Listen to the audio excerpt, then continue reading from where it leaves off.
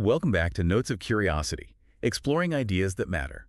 Hey everyone, it's Alex, and with me today I have Eve, and we are going to be taking a deep dive into Outliving the Modern Diet by Dr. Peter Attia. Hi, everyone. This book is a really incredible resource for anyone who's interested in not just living longer, but living healthier. Yeah. And it's kind of like a roadmap for how to navigate some of the biggest health challenges that we face today. Yeah, it's a really fantastic resource. And I think one of the things that's so refreshing about Dr. Attia's approach is that he's really not just focused on adding years to our lives, but adding life to our years. Totally. He really wants us to be thriving for as long as possible and not just kind of existing longer. Yeah, and he introduces this concept of medicine 3.0 right in the first chapter, which I think is such an interesting way to think about where we are in the evolution of healthcare. Yeah. He's basically saying, we need to shift from simply reacting to disease to actively preventing it. And I think that's something that, a lot of us intuitively understand, but we haven't really seen that fully realized in our healthcare system yet.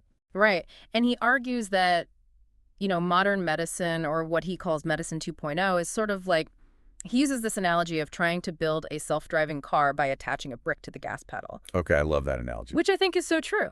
We're really good at treating, acute problems, but we're not very good at addressing the underlying causes of chronic disease and aging. Yeah, it's like we're putting Band-Aids on bullet holes. Exactly. So what does he propose as a solution? What's the alternative to this kind of brick on the gas pedal approach? Well, he says that we need better tools and a more preventative mindset. So, he points to things like continuous glucose monitoring or CGM as sort of an early example of how medicine 3.0 is starting to take shape. Okay. So, imagine being able to track your blood sugar levels in real time and make adjustments to your diet and lifestyle, based on that data. Yeah. That's personalized medicine. It's like having this constant feedback loop to help you make healthier choices. I can see how that would be a game changer. But I guess before we can even start thinking about preventing disease, we need to understand what we're up against. What are the biggest threats to our health and longevity? Right. And so in Chapter 2, he introduces what he calls the Four Horsemen of aging. Okay. Heart disease, cancer, neurodegenerative disease, and metabolic dysfunction. Okay, so the classic, the horsemen of the apocalypse, but applied to our health. Exactly. And here's the kicker. He argues that metabolic dysfunction is the foundation for the other three. Oh, that's interesting. So it's like the root of the problem. So it's not just that these are four separate, entities that we need to worry about. Yeah. He's saying they're all interconnected. Yeah, they're all interconnected. And metabolic dysfunction is sort of the underlying driver in many cases. He makes a really interesting comparison, actually, to the Titanic. Okay. He says, just like the Titanic, we often lack the tools to see the icebergs, the long-term health risks, until it's too late. And once those diseases manifest, it can be incredibly difficult to, turn the ship around. Okay, yeah, that's a powerful image. Yeah. So what exactly is metabolic dysfunction? I think a lot of people, when they hear that term, they immediately think of obesity. Is it just another word for obesity? It's more than that. It's really about how your metabolism is functioning. Okay. He uses the term METSIN, which is short for metabolic syndrome, and outlines 5 key criteria for it. Okay. High blood pressure, high triglycerides, low HDL cholesterol, central adiposity or belly fat, and elevated fasting blood glucose. Okay, so those are all things that can be measured with blood tests. Right, and get this. Almost 90% of the U.S. population meets at least one of these criteria. Oh, that's a huge number. That's a huge number. So even if you're not obese, you can still be metabolically unhealthy. Absolutely. In fact, he emphasizes that someone can be metabolically unhealthy but not obese, and that person might face a higher risk of death than someone who is obese but metabolically healthy. Okay, so it's not just about what you see on the outside. It's not about what you see on the outside. It's about how efficiently your body is processing and using energy. So it's about what's happening at the cellular level. Exactly. And he talks about this concept of metabolic flexibility. Yes. He says that a healthy metabolism is one that can efficiently switch between burning sugar and burning fat for fuel. Okay. So think of it like a hybrid car. Okay. It can seamlessly switch between gas and electric power depending on, the situation. Right. A healthy metabolism is adaptable and efficient. So if metabolic dysfunction is this underlying, sort of root cause of so many chronic diseases, what's driving it? What's the culprit behind this metabolic mayhem? Well, in Chapter 4, he points the finger at insulin resistance. Okay, insulin resistance. Now, this is a term that I think we're hearing more and more. Yeah. But can you just remind us what exactly is insulin resistance and why is it so problematic? Sure. So insulin is a hormone that helps our cells absorb glucose from the bloodstream. It's like a key that unlocks the door to let glucose into our cells to be used for energy. But when we constantly bombard our bodies with sugar and refined carbohydrates, our cells become less responsive to insulin. Okay. They develop resistance. It's like the lock is getting rusty and the key no longer works as well. So our pancreas, which is the organ that produces insulin, has to pump out more and more insulin to get the job done. Exactly. And that leads to these chronically elevated insulin levels, which is what he calls hyperinsulinemia. Right. But isn't that only a problem for people with diabetes? That's a common misconception, but he argues that we've been focusing too much on treating type 2 diabetes, which is essentially the end stage of insulin resistance, and not enough on addressing hyperinsulinemia much earlier. So we're waiting for the fire to engulf the whole house before we even call the fire department. That's a great analogy. And he's saying we need to be more proactive and address these metabolic issues early on before they spiral out of control. This is all so fascinating, Eve. It's like we're peeling back the layers of the onion and seeing how all these seemingly disparate health issues are actually interconnected. It really is. So we've covered Medicine 3.0, the Four Horsemen, and the central role of insulin resistance. What's next in Dr. Attia's roadmap for outliving the modern diet? So from there, he takes a deep dive into each of those horsemen, Okay. starting with heart disease. Okay. Heart Yeah. disease, that's a big one. I think it's still the leading cause of death in the U.S. It is. And something that, I should be paying more attention to for sure. What are some of Dr. Attia's key insights on heart disease? Well, he starts by, debunking some major myths, including the idea that dietary cholesterol is the main culprit. Okay. So this is something that I think has been debated for decades. For decades. Is dietary cholesterol really the villain that we've made it out to be? He says that the focus on dietary cholesterol is misplaced. Okay. He argues that the real problem is atherosclerosis, which is the buildup of plaque in our arteries over time. Okay, so if it's not dietary cholesterol, what is causing this plaque buildup? Well, he points to a lesser-known marker called ApoB, ApoB. which stands for apolipoprotein B. Okay, I'm going to need you to break that down for me. What is ApoB and why is it so important? Sure, so ApoB is basically a protein that's found on the surface of LDL particles. Okay, LDL being the bad cholesterol. Right, the so-called bad cholesterol. And he says that ApoB is a more accurate measure of cardiovascular risk than LDL cholesterol because it directly reflects the number of atherogenic particles in the blood. Okay, so atherogenic particles being the particles that actually contribute to the formation of plaque. Exactly. So it's not just about how much cholesterol you have, it's about how it's packaged and transported in your blood. Exactly. And here's another surprising thing. He says that atherosclerosis begins in childhood and adolescence. Wow. So it's not just a disease of old age. I always thought of it as something that happens, later in life.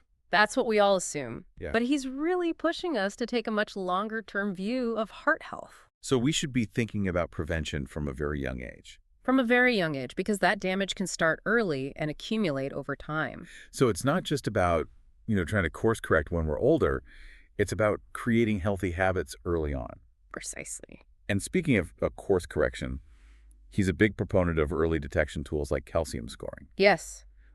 Can you tell us a little bit about calcium scoring and why he thinks it's so valuable? Sure. So calcium scoring is a simple, non-invasive CT scan that measures the amount of calcified plaque in your coronary arteries. Okay, so it's basically giving you a snapshot of how much plaque is already built up. Exactly. And it's a great way to assess your risk even if you have, normal cholesterol levels. So it's giving you a deeper level of insight than just a standard cholesterol test. Exactly. And he shares a story about a journalist named Anahad O'Connor who discovered that he had a high calcium score despite being young and seemingly healthy. Okay, I remember that story.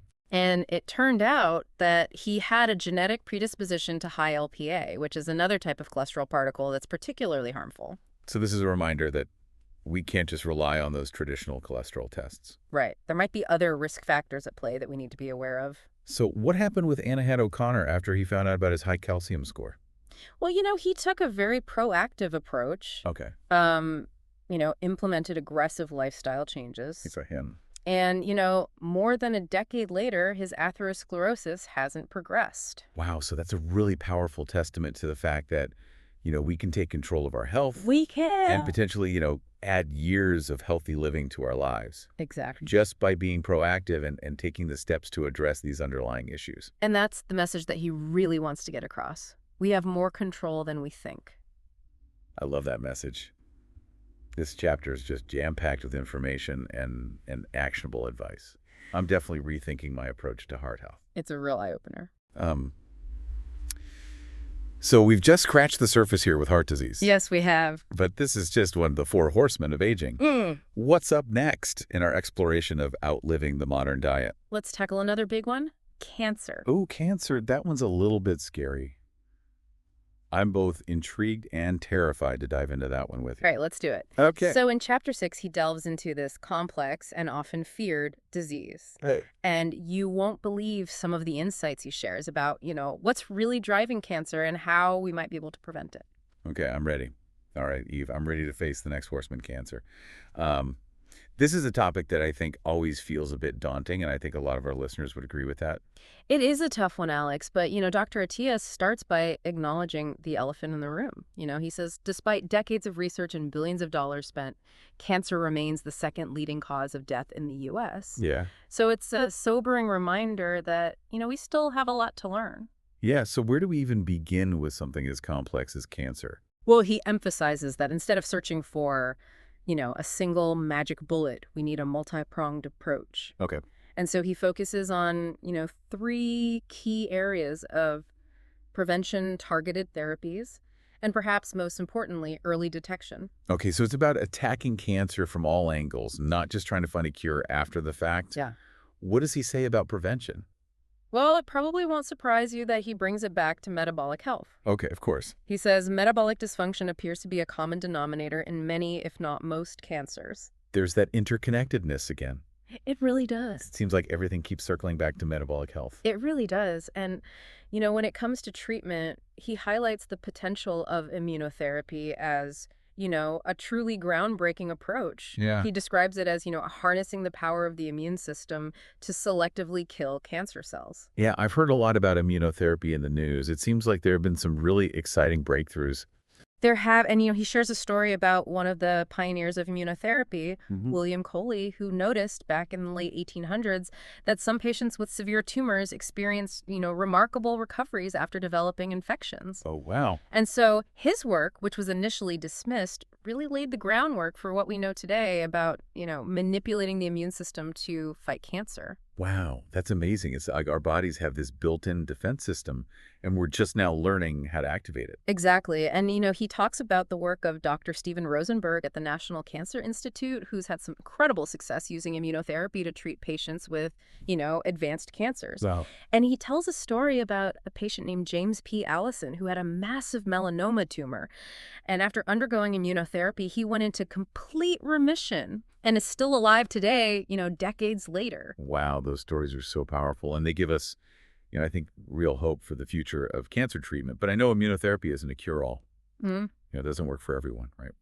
That's right. He acknowledges that, immunotherapy is still evolving. It's not a magic bullet. All right. But it has the potential to, revolutionize how we treat cancer. Okay, so we've got prevention, we've got these targeted therapies like immunotherapy, but what about early detection? Early detection, he argues that early detection is our best weapon. Okay. And he points out that, when cancer is caught in its early stages, the survival rates are dramatically higher. Yeah, it's like catching a fire, when it's still a small ember, rather than waiting until it's engulfed the whole house. Exactly. And, he dives into the data comparing survival rates for early versus late stage cancer. Okay. For example, he says that the 5-year survival rate for localized colon cancer is 90%. For metastatic colon cancer, it's essentially 0. Wow, those numbers speak for themselves. Yeah. It really underscores the importance of, being vigilant and catching cancer early. Exactly. And, he emphasizes that we need to move away from this mindset of fear and fatalism. He envisions a future where cancer diagnoses are often early stage and treatable. Yeah, that's a powerful vision. I'm curious to understand a bit more about, what cancer actually is and how it develops. Like, what makes cancer cells different from normal cells? Okay, so he explains that cancer cells are different from normal cells in a couple of key ways.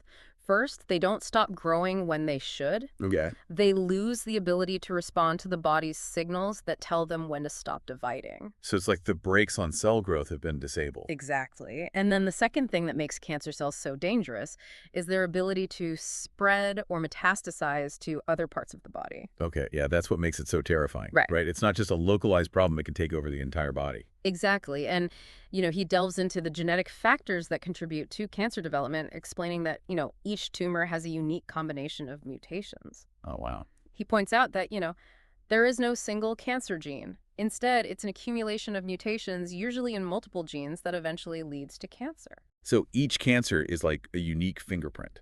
That's a great way to put it. And, this complexity is one of the reasons why treating cancer is so challenging. Yeah. There's no one-size-fits-all approach. Right. Each tumor needs to be analyzed and treated based on, its specific genetic makeup. Okay, so we've talked about genetics, but is there anything else that contributes to cancer development?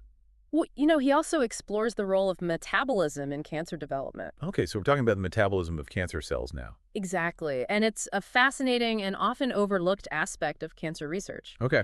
So he explains that cancer cells have a much higher demand for glucose than normal cells. Oh, interesting. They gobble it up at an incredible rate, but instead of using it efficiently, they prefer a less efficient pathway called fermentation. Okay. Even when oxygen is available. Oh, so it's like they're energy hogs, but they're not very good at using that energy. That's a great way to think about it, and this phenomenon, known as the Warburg effect, has puzzled scientists for decades. Yeah. Why would cancer cells choose such an inefficient way to generate energy? Well, he explores some of the leading theories explaining that, this metabolic quirk might actually give cancer cells a survival advantage. Oh, wow. It allows them to thrive in environments where oxygen is scarce, like inside a tumor. So they're essentially playing by a different set of rules when it comes to energy production. Exactly. And this difference has led some researchers to explore the potential of metabolic therapies for cancer treatment. Oh, interesting. Which is, a relatively new area of research. But it's exciting to see, scientists exploring these different approaches. Yeah, this whole chapter has been incredibly insightful. He's really given me a much deeper understanding of the complexities of cancer and the challenges that we face in treating it. I agree. He does such a good job of explaining the science in a way that's understandable and engaging. Yeah. He doesn't shy away from the complexity, but he also offers a sense of hope and optimism. Yeah, absolutely. So we've covered heart disease and cancer, 2 of the 4 horsemen. What's next on Dr. Attia's list? He takes on another one that hits close to home for many people, Alzheimer's disease. I got Alzheimer's. Yeah, that one's scary. I think we all know someone who's been affected by this disease, or we worry about it ourselves as we get older. It's definitely a growing concern, but he starts chapter 7 by debunking the myth that, dementia is an inevitable part of aging. All right. He says that while it's true that age is the single biggest risk factor, it's not a normal or inevitable consequence of aging.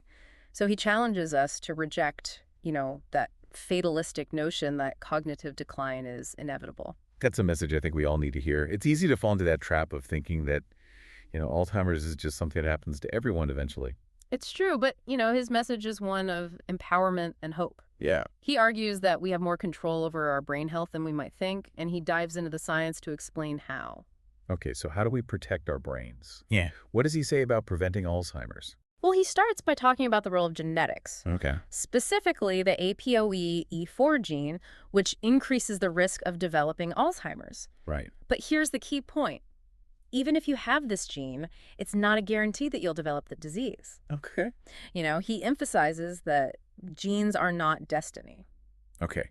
So even if you're dealt a bad genetic hand, you can still improve your odds. Exactly. And when it comes to Alzheimer's, one of the most important things we can do is, you guessed it, focus on metabolic health. Wow. It really is the key to preventing so many of these chronic diseases. It's a recurring theme throughout the book. He really hammers home the point that taking care of our metabolic health is the foundation for, a long and healthy life. Yeah, it's like we're building a fortress around our brains, I love that analogy. protecting them from damage. And in addition to metabolic health, he also explores some of the other factors that contribute to Alzheimer's. Okay. Including amyloid beta plaques and tau tangles in the brain. Right. Those are the hallmarks of the disease, the things that, disrupt brain function and lead to cognitive decline. Exactly. And, he explains how they form and the damage that they cause. Okay. Highlighting the work of Jacques de la Tour, who theorized that Alzheimer's is a metabolic disease. Oh, interesting. So there's a deeper metabolic component at play, even with these plaques and tangles. That's right. And, he explains that the brain is incredibly energy hungry. Right. And very sensitive to metabolic dysfunction. Okay. And so when the brain's energy supply is compromised due to things like, insulin resistance, inflammation, oxidative stress, it can lead to, a cascade of problems, including the formation of those plaques and tangles. Like a domino effect. Exactly. Metabolic dysfunction sets off this chain reaction that ultimately leads to the damage that we see in Alzheimer's. Exactly. And his message is clear. By addressing metabolic dysfunction, we can interrupt this chain reaction and protect our brains. This is also fascinating, Eve. It's like we're getting a glimpse into the inner workings of our brains and how, our lifestyle choices can have such a profound impact. It really is. And here's something I find really encouraging. He states that we actually know more about preventing Alzheimer's than we do about preventing cancer. Really? That's surprising. It is. He points out that, while cancer prevention often boils down to, broad strategies like, not smoking and maintaining metabolic health, we have more specific and targeted approaches for preventing Alzheimer's. We understand the risk factors better, Okay. Including the genetic component, and we have more tools at our disposal to mitigate those risks. Okay, that's incredibly hopeful. It's like we're finally starting to understand how to protect our brains from this devastating disease. Exactly. And, he ends the chapter with this powerful statement. He says that, "I believe that Alzheimer's is not only preventable, but that in many cases it's reversible." Wow. That's a bold statement. It really gives me hope. So he's not just saying, we can slow the progression. He's saying we can actually reverse the damage in some cases. That's what he believes based on, the latest research and his own clinical experience. Wow. Okay, so we've covered heart disease, cancer, and Alzheimer's 3 of the Four Horsemen. Yeah. What about the fourth one? Well, that's where things get really interesting. He dedicates the rest of the book to exploring, the specific lifestyle interventions that can help us prevent all of these diseases, starting with exercise. Okay, let's talk about exercise. Yeah. I'm always up for learning more about how to optimize my workouts. What does he have to say? Well, he makes a very strong case for exercise being one of the most powerful tools we have to promote longevity and health span. Okay. He says that exercise is the single most potent longevity drug we have. I love that, a longevity drug that's free and accessible to everyone. Exactly. So what kind of exercise does he recommend? Well, he introduced this really cool concept called the Centenarian Decathlon. And it's basically, a set of 10 to 15 functional movements that are essential for maintaining independence and quality of life as we age. Oh, I like that. Yeah. So it's not about, setting personal records in the gym. Right. It's about building a body that can function well in everyday life, even when we're older. Exactly. Yeah. He wants us to think about what we want to be able to do when we're 80, 90, even 100 years old. Can you get up off the floor without assistance? Can you carry your groceries up a flight of stairs? These are the kinds of movements that we should be training for throughout our lives. Yeah, that's a great perspective shift. Yeah. It's not just about, aesthetics or athletic performance. It's about building a body that's, resilient and functional for the long haul. Exactly. And, he emphasizes that strength and mobility are key components of healthy aging. So it's not just about cardio. We need to be lifting weights and stretching too. He definitely challenges that traditional emphasis on cardio as the be-all and end-all of fitness. While cardio is important for cardiovascular health, it's not enough on its own. Okay. We also need to focus on building and maintaining muscle mass and strength as we age. Okay. And he says that strength training should be an essential part of any longevity protocol. Okay, I'm hearing you loud and clear. Strength training is officially on my to-do list. Does he get into specifics about what kind of strength training we should be doing? He does. In Chapter 10, he dives into the benefits of strength training and offers some really practical advice. Okay. He breaks it down into 3 categories: protect, produce, and progress. Okay, I'm intrigued. What does that mean? So protect refers to, reducing the risk of injuries, which are often what prevent people from staying active as they age. Okay. Produce refers to the ability of our muscles to generate force, which is essential for everyday activities. Right. And progress, highlights the fact that we can continue to make gains in strength and muscle mass even as we age. Okay. I love how he frames it. It's not just about vanity. It's about building a body that's resilient, capable, and adaptable. Exactly. And he even shares some personal stories Cool. about his own journey with strength training, talking about how he neglected it for years and eventually paid the price with a series of injuries. Okay. He's very open about his own mistakes and what he's learned along the way. That's refreshing. It makes him seem, more human and relatable, not just some superhuman health guru who never makes mistakes. Exactly. He's a real person who's passionate about sharing what he's learned, both the good and the bad. I love that. Well, speaking of mistakes, I know I've made my share when it comes to exercise. Yeah. I've definitely, pushed myself too hard at times and ended up injured. Right. And that leads us perfectly into chapter 11, where he shifts the focus from optimizing performance to preventing injuries. Okay, that's something I definitely need to hear more about. What are some of his key takeaways on injury prevention? Well, he talks about the importance of stability training, and he introduces Beth Lewis, who's a physical therapist, who specializes in assessing and improving movement patterns. So it's not just about building strength, it's also about making sure that our bodies are moving efficiently and safely. Exactly. And, Beth Lewis has developed this really interesting system for identifying different movement archetypes. Okay. And she calls them Stay Puffed, Sad, and Yoga. Stay Puffed, Sad, and Yoga. Those are interesting names. They know, right? But they actually make a lot of sense. Okay. Each archetype describes a different pattern of muscle imbalances and movement limitations. Okay, tell me more. I'm picturing, like, the Stay Puffed Marshmallow Man in my head. What does that archetype look like? So Stay Puffed individuals tend to be overly flexible and lack core stability. So, they might be able to touch their toes with ease, but they struggle to hold a plank. Okay. And then you have, the sad archetype with, rounded shoulders, a forward head posture, and limited thoracic mobility. And then finally, the yoga archetype describes people who are hypermobile with excessive range of motion in some joints, but limited stability in others. Oh, that's fascinating. It's like a personality test for your body. Exactly. I'm definitely going to have to figure out which archetype I fall into. It can be really helpful in, identifying your weaknesses and tailoring your training to prevent injuries. Okay, so we've talked about strength training, mobility, and stability. Right. Is there anything else that he covers in terms of exercise? He also emphasizes the importance of proper breathing techniques. Oh.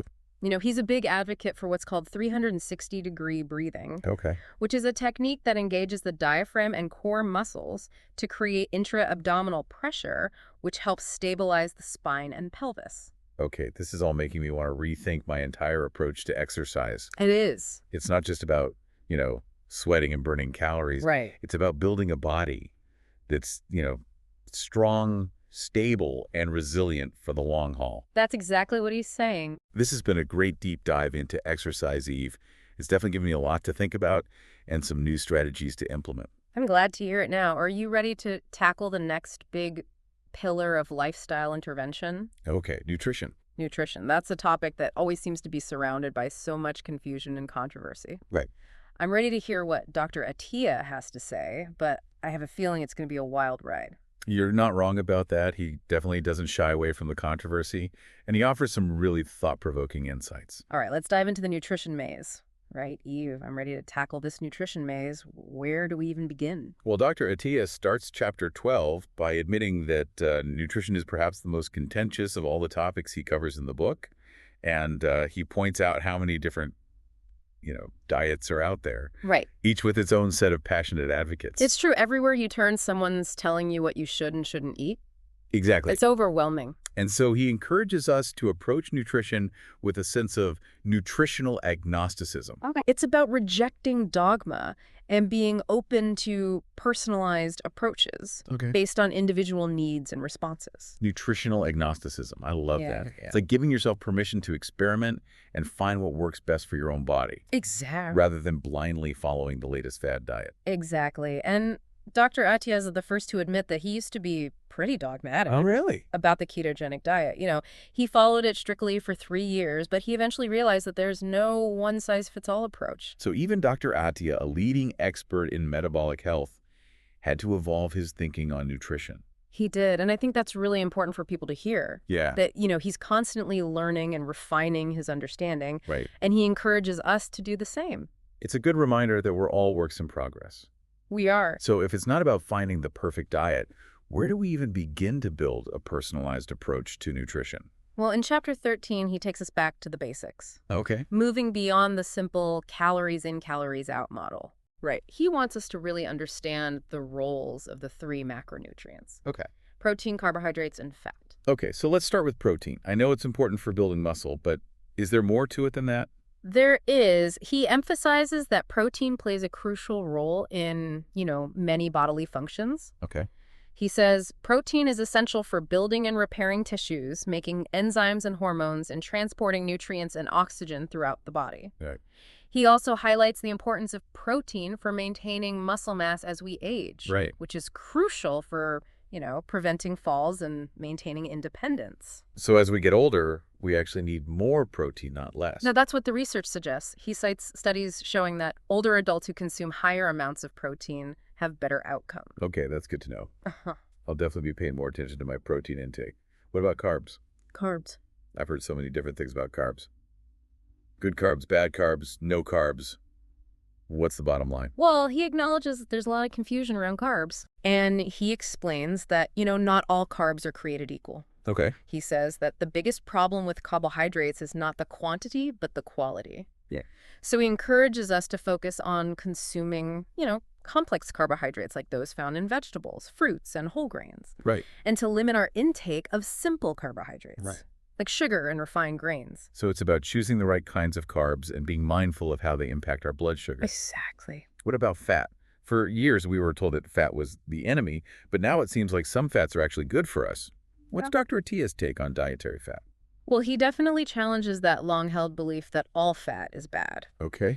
He explains that fat is an essential nutrient that plays a vital role in our health. Okay. He says that fat is essential for hormone production, cell signaling, and the absorption of certain vitamins. Okay. He encourages us to consume healthy fats like those found in olive oil, avocados, nuts, and fatty fish, and to limit our intake of unhealthy fats like trans fats and processed vegetable oils. So it's so important to understand the nuances of nutrition, right? Yeah. To move beyond these oversimplified categories of good and bad foods. Absolutely. And that's why he's such a big proponent of personalized nutrition. Yeah. And so in chapter 14, he talks about using tools like continuous glucose monitoring or CGM Right. to track our metabolic responses to different foods. Oh, interesting. So you can actually see how your blood sugar spikes after eating different foods. Exactly. It takes the guesswork out of, figuring out which foods work best for your unique metabolism. That's incredible. It's like having a personalized nutrition coach right on your arm. Exactly. I'm definitely intrigued by the idea of using CGM to kind of fine-tune my diet. It's a game changer, and it really aligns with the whole idea of medicine 3.0, Right. using technology and data to personalize our approach to health. I love it. Okay, so we've covered protein, carbs, fat, and this concept of personalized nutrition. What's next in Dr. Attia's exploration of nutrition? So in chapter 15, he dives into the world of fasting. Fasting. Okay, that's another topic that's gained a lot of attention in recent years. Yeah. I'd have to admit, I'm a bit intimidated by the idea of, intentionally going without food. I understand it's definitely not for everyone, but, he presents a really compelling case for the potential benefits of fasting. Okay. He explains how it can improve insulin sensitivity, reduce inflammation, Okay. and even stimulate autophagy, which is a process that cleans up damaged cells and promotes cellular renewal. Oh, wow. So it's like hitting the reset button on our cells. Exactly. But, he also stresses the importance of doing it safely. Right. Of course. He emphasizes that fasting is not a quick fix or a magic bullet. Right. And it's important to approach it with caution, especially if you have any underlying health conditions. He says that fasting should be done strategically and under the guidance of a qualified healthcare professional. Okay, good advice. This whole discussion on nutrition has been incredibly eye-opening, Eve. It's really made me realize that I need to move beyond, my fear of certain foods and my tendency to get caught up in diet dogma. Right. It's about finding what works for me based on my individual needs and responses. That's a great takeaway. So we've covered exercise and nutrition, 2 of the 3 pillars of lifestyle intervention. What's the third pillar? Well, that's what he explores in chapter 16, Awakening. Okay. And it might surprise you, but he shifts the focus from physical health to emotional well-being. Okay, that's so important. Mhm. I think we often neglect the emotional and mental aspects of health, We do. focusing solely on the physical. Right. And he actually gets very personal in this chapter, Oh, sharing some of his own struggles with addiction and mental health challenges. wow. That's brave of him to be so vulnerable. It is, and I think it makes his message even more powerful. Yeah. He's not just talking about these concepts in the abstract, he's lived them. Right. So what's his main message when it comes to emotional well-being? Well, he emphasizes that emotional health is not a luxury. Okay. It's a necessity. It's just as important as physical health. Right. He says that emotional health is the foundation of a long and fulfilling life. It's what allows us to weather the storms of life, to connect with others, to find meaning and purpose. That's so true. When we're feeling emotionally drained and stressed out, it's hard to focus on anything else. Right. Let alone, make healthy choices for ourselves. Exactly. And he talks about the bidirectional relationship between mental and physical health. Okay. Explaining how each can influence the other. Stress, for example, can wreak havoc on our physical health. Yeah. Contributing to everything from heart disease to diabetes. Right. It's like a vicious cycle. Right. Stress leads to poor health choices, which leads to more stress and so on. Exactly. And he argues that we need to be just as proactive about taking care of our emotional health as we are about taking care of our physical health. Totally. So, he introduces this concept of emotional stability. Okay. And emphasizes the need for tools and strategies to, monitor, maintain, and restore emotional balance. Emotional stability, that's a powerful concept. Yeah. It's like having this solid foundation that allows us to, navigate the ups and downs of life without being completely thrown off course. I love that analogy, and he emphasizes that building emotional stability is a lifelong journey. Yeah. It's about developing self-awareness, learning coping mechanisms, and cultivating resilience. That's a powerful message to end on, Eve. Yeah. It's a reminder that, health and longevity are not just about our physical bodies. Right. They're about cultivating a sense of well-being and wholeness. Absolutely. That encompasses, all aspects of our being. I couldn't have said it better myself, Alex.